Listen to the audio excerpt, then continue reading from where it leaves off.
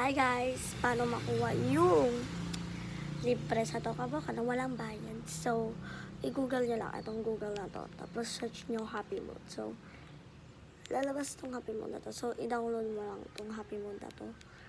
So, just click it out. Sorry, hindi ko makot kasi.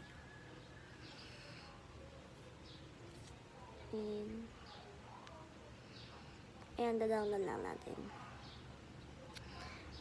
Na-download ko na siya. At makikita nyo naman, na-download ko talaga. Dinamit. Pag tayo nyo lang open yan o open, saka nyo i-click yung open. Ayan. Pag ganito ang nangyari, download again. Da-download siya ulit. Dina-download ko siya. Pag nakita nyo nag-open yan, ay tap nyo na siya. So,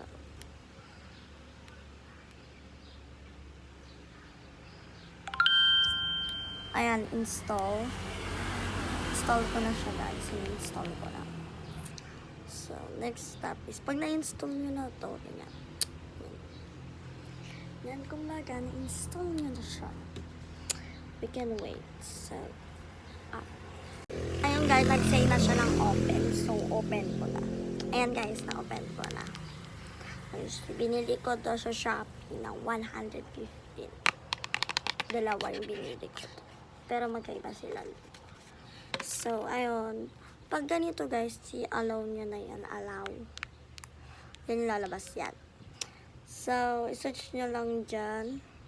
So, isa-search ko ay Tokaboka.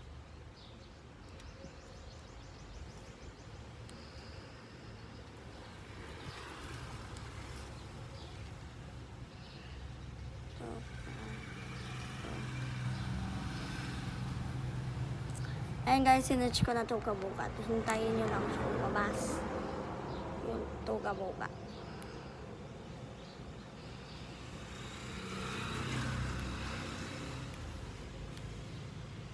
And, ayan, lumabas na siya. May